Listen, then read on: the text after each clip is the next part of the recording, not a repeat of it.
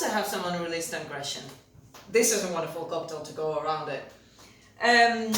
Also, when it's just good weather, it's nice to do. What I'm doing is I'm trying to get some crushed ice in for our last whiskey cocktail, yay, of this season. Series, I don't know. We're gonna make mint julep. Don't go too far away. Let me get a couple of more hits here and we'll get starting. So, mint julep.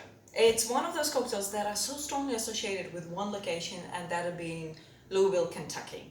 And that is also why bourbon is probably a perfect drink for that. So the cocktail itself is quite old, and in 1938, don't kill me if I'm a bit wrong, Kentucky Derby acknowledged it as its official cocktail. So on those few days that the Kentucky Derby is running, probably most mint juleps are drunk in the world than in the rest of the year.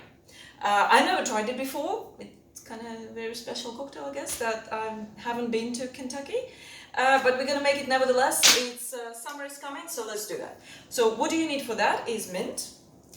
So we're gonna get some of those meaty, juicy leaves of the mint warm.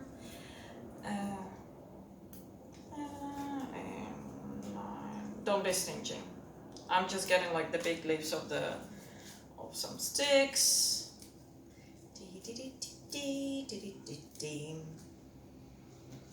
Let's just throw a couple more in. Beautiful. We're gonna use one of the sugar cubes. Ta-da, there it goes. And we're gonna have a simple syrup, which in my case is made from the equal amount of raw sugar and water. And I'm just gonna have half ounce, about that. Done. You know what we're gonna do. And it's well, if you,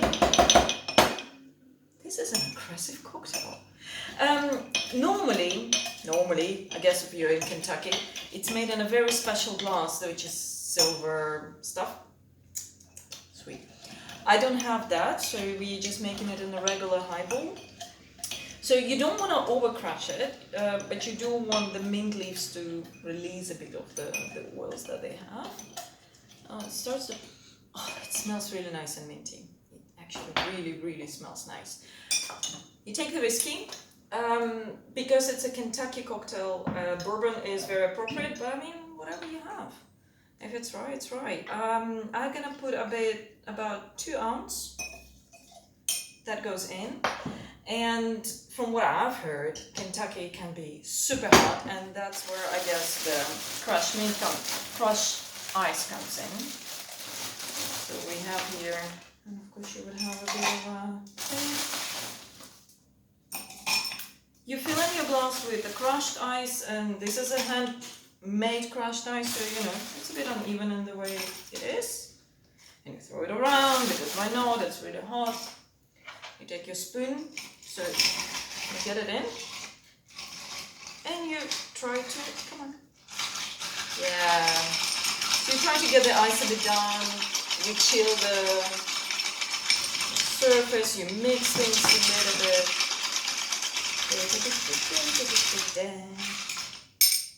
And if you would have a metal glass, you would see that it getting cool. Yeah, it's getting pretty cool. Now, a nice thing here to add is a metal straw. We've got one. It's nice to put it before you start putting the rest of the ice. Hold on. Look what I found. That's gonna make my life a bit easier. You top it up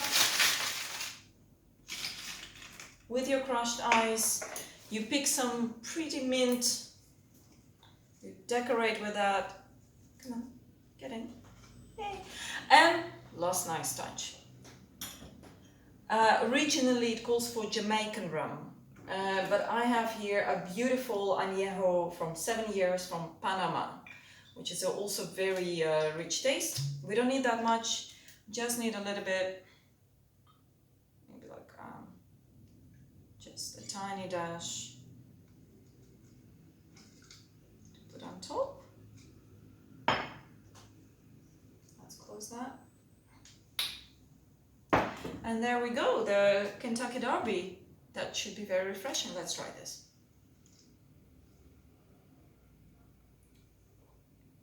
Woo!